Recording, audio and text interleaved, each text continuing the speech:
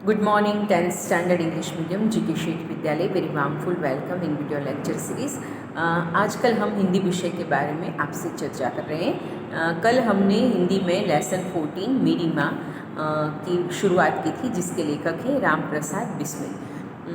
ये एक आत्मकथा अंश है। हालांकि जो लेखक अपनी आत्मकथा लिखते हैं वो अपने ही जीवन के दौरान उसको प्रकाशित भी करते हैं, लेकिन इस लेखक के नसीब में ये नहीं था, क्योंकि उस समय जब ये लेखक जीवित थे, युवा थे, उस दौरान भारत में आज़ादी का आंदोलन चल रहा था और उसी आंदोलन में उन्होंने हिस्सा लिया था और फिर उनको जेल जाना पड़ा, उन पर मुकदमा चला और उनको फांसी की सज़ा सुनाई गई।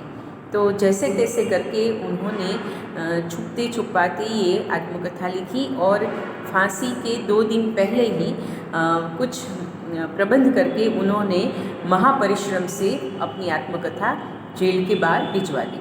और इस तरह से उन्होंने अपनी आत्मकथा में अपनी माँ के बारे में जो लिखा है उसी का संकलित अंश यहाँ पे शीर्षक है मेरी माँ।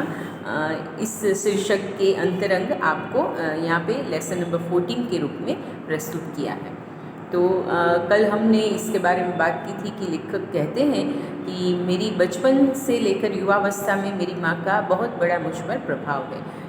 वो अपनी माँ का भूतकाल हमारे सामने उद्घाटित करते हुए कहते हैं, सिर्फ 11 साल की छोटी सी उम्र में माँ की शादी हो गई और वो ससुराल आ गई।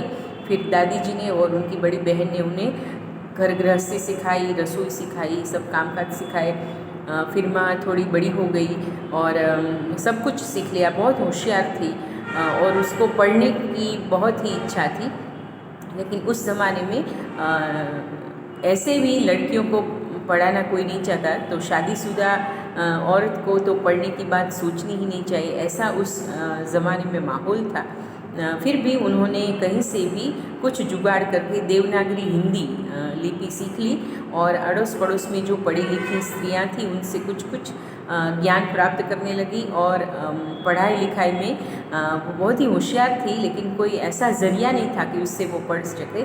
तो पूरे दिनचर्या में काम के दौरान जब भी समय मिलता था, जैसे उन्होंने पढ़ना तो सीख लिया, तो पुस्तकें पढ़ती थी, कुछ सामयिकें पढ़ती थी। इस तरह से उन्होंने अपनी ज्ञान की जो भूख थी, ज्ञान की जो पिपासा थी, ज्ञान की जो इच्छा थी, वो परिपूर्ति की।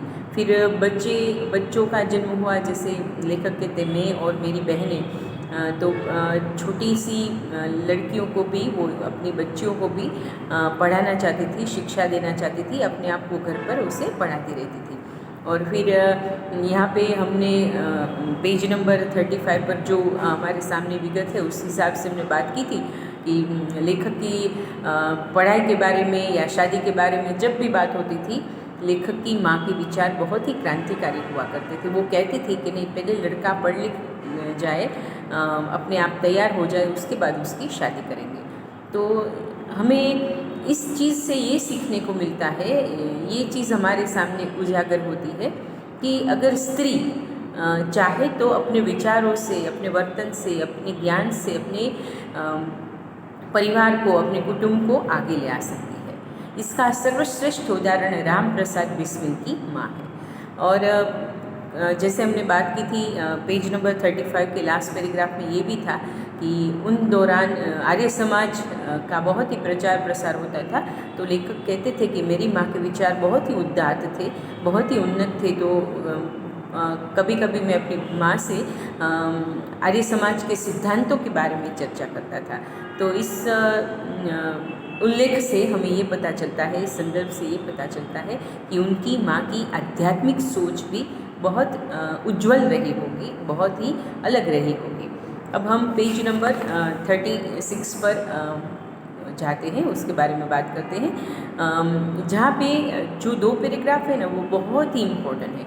अगर आप मेरी माँ विषय पर निबंध लिखना चाहते हैं या माँ विषय पर निबंध लिखना चाहते हैं तो ये दोनों पैराग्राफ आपको बहुत ही उपयोगी होंगे। दोनों पैराग्राफ का जो सार मैं आपको बताऊं तो ऐसा है कि लेखक कहते हैं कि जन्मदात्री माँ होती है, वो सबसे बड़ा माँ और बच्चे का संबंध होता है, लेकिन माँ अपने बच्चे में जो गुण और सद्गुण और अच्छे बुरे का विवेक रखती है, वो सबसे बड़ी बात है। सिर्फ माँ जन्मदात्री नहीं होती, वो व्यक्तित्व का परिपालन करने वाली भी होती है, वो व्यक्तित्व का निर्माण करने वाली भी होती है। इसलिए जैसे माँ और पिता दोनों का रोल बच्चे के जीवन में बहुत बड़ा महत्व रखता है, लेकिन सबसे बड़ा महत्व माँ का रोल है। वाई? बिकॉज बच्चा सबसे ज़्यादा माँ के साथ रहता है।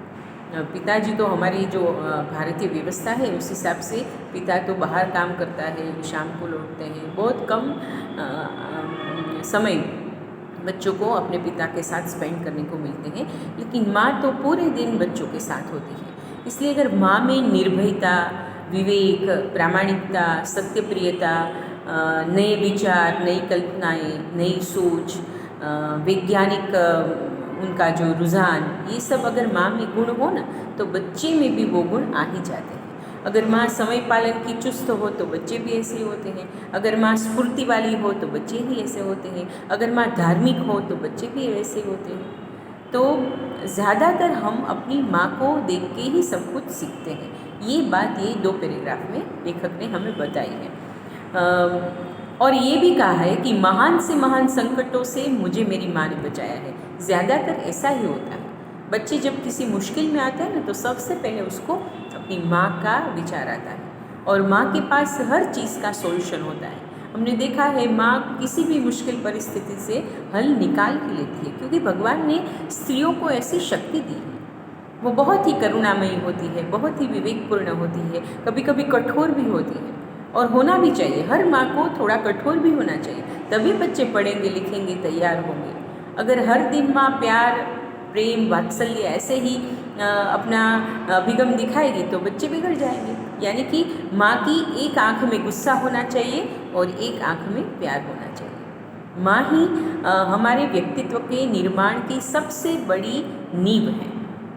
तो मैं इस वीडियो से आपकी मम्मियों को भी ये बात कहना चाहती हूँ। उपदेश तो नहीं दे सकती, वो सब तो बहुत महान है, जैसे आप जैसे बच्चे उनके हैं, लेकिन आप सबकी मम्मियों को मैं इस लेसन से ये संदेश देना चाहूँगी कि अपने बच्चों का अच्छी तरह से ख्याल रखें, उन्हें अच्छे से अच्छा खाना खिलाएं, लेकिन जब अभ्यास की बात हो तो उस पर कड़क अमल कीजिए। उसके साथ कोई ऐसी हर बार चलो छोड़ो, जाने दो, कल कर लेना, ऐसी बात ठीक नहीं है। संस्कृत में तो चाणक्य ने कहा है कि वो माँ बाप बच्चों के दुश्मन है जो अपने बच्चों को पढ़ाते लिखाते नहीं है। इसीलिए, और मैंने देखा है कि हमारे गुजराती समाज में भी पढ़ने लिखने के ध्यान रखने का सबसे बड़ा रोल माँ का ही होता है। तो सभी माँओं को मैं कहना चाहूँगी कि पढ़ने लिखने में कोई कभी भी कहीं भी कॉम्प्रोमाइज़ ना करें। अगर उनको ये पढ़ाई करनी है तो करनी है, लिखना है तो लिखना है, 2 घंटे बैठना है तो बैठना है, उन्हें ये आना चाहिए तो आना चाहिए, इतने मार्क्स मिलने चाहिए तो मिलने चाहिए, ये ज़रूरी है। अगर माँ ऐसा आग्रह नहीं रखेगी तो बच्चों को तो क्या है, वो तो बच्चे हैं, उनको तो अपने भविष्य के बारे में ज़्यादा मालूम नहीं है, वो ज़्यादा सीरियस भी नहीं होते। इसलिए सभी माँओं को मेरा अनुरोध है कि अपने बच्चे के पढ़ाई लिखाई के बारे में सख्त रहें। अब वो छोटे नहीं रहे, अगर 1-2 घंटा बच्चे बिना खाए पिए बैठे रहेगा तो कोई नुकसान नहीं होगा, ऐसा ही होना चाहिए। उनको बोलो आप 2 घंटे बैठो, 3 घंटे बैठो, इतना लिख दो, मुझे बताओ। कोई बच्चे होते हैं ना, माँ को कहते मैं पढ़ता हूँ, और वैसे किताब ऐसे खोल के फिर सो जाते हैं, और उसकी माँ को भी थोड़ी सी ऐसा हो जाता है, चलो कोई बात नहीं, बच्चा है, सो गया, फिर आगे जाके पढ़ लेगा। नहीं, बिल्कुल नहीं, ये तो नहीं होना चाहिए। प्राथमिक कक्षा ठीक है, लेकिन अब जब माध्यमिक में आ गए हैं, बड़े हो गए, टीनेज हो गए, तब उनको थोड़ा सख्त रवैया उनके साथ रखें और उनको पढ़ने लिखने को बिठाइए, क्योंकि उनको तो अपने भविष्य के बारे में पता नहीं है। अगर पता है तो भी वो इतने अपनी उम्र के हिसाब से सीरियस नहीं है। तो ये भूमिका सभी माँओं को बजानी है। तो मैं सभी माँओं से अनुरोध करूँगी कि आपके बच्चे अब बोर्ड की एग्ज़ाम प्रिपेयर कर रहे हैं तो आप थोड़ी सख्ती बरतिए, उन पर दया मत खाइए, उन्हें अच्छा खिलाइए, अपने हाथों से खिलाइए, लेकिन दया करना अच्छी बात नहीं है, क्योंकि अगर आप आज दया करेंगी ना तो उनका भविष्य यानी कि उनका कल अंधकार में हो जाएगा। और फिर पूरी ज़िंदगी उसको दया के हिसाब से ही जीना होगा। हर किसी की दया का वो मोहताज हो जाएगा। इसलिए थोड़ा अपने आप अपने बच्चों के साथ थोड़ा सख्त भी रहिए, कुछ नियम बनाइए और उस नियम को फॉलो करना और करवाना दोनों माँ की जिम्मेदारी है। मुझे लगता है आप अच्छी तरह से ये बात समझ गई होंगी। आप सभी छात्रों को मेरा नम्र निवेदन है, 1-2 बार पाठ पढ़ लेंगे तो आपको सब कुछ मालूम हो जाएगा। अब हम स्वाध्याय के प्रश्नों की चर्चा करते हैं। सबसे पहले निम्नलिखित प्रश्नों के एक वाक्य में उत्तर है। और बिस्मिल जी की माता जी का सबसे बड़ा आदेश क्या था, पाठ में है, आपको ढूंढ कर लिखना है। देखो मैं भी सख्ती बरत रही हूँ, अगर मैं सब कुछ इनको बता दूँ, उनको तो यही चाहिए, मैडम बोल रहे हैं चलो हम लिख लेते हैं। अगर वो पढ़ेंगे, ढूंढेंगे, समझेंगे, याद रखेंगे तभी तो उनको आएगा। क्योंकि मेरा रोल भी शिक्षक के अलावा एक माँ का भी है। आपके बच्चे तो आपके हैं, लेकिन मेरा तो पूरा क्लास मेरे बच्चे। बिस्मिल की एकमात्र इच्छा क्या थी, वो भी आपको ढूंढ के लिखना है। सभी प्रश्नों के जवाब आपको अपने हिसाब से ढूंढ के लिखने हैं। वो यही होता है ना, यही होना चाहिए। अब आप 10वीं कक्षा में हैं, छोटे तो है नहीं, आप ढूंढ सकते हैं। बिस्मिल ने वकालतनामे में हस्ताक्षर क्यों नहीं किए, वो भी मैंने बहुत अच्छी तरह से बताया है, आपको अपने आप लिखना है। बिस्मिल की माताजी के विचार पहले की अपेक्षा अधिक उदार कब हो गए थे, वो भी आपको लिखना है। और निम्नलिखित प्रश्नों के 2-3 वाक्यों में उत्तर दीजिए, निम्नलिखित प्रश्नों के 4-5 वाक्यों में उत्तर दीजिए।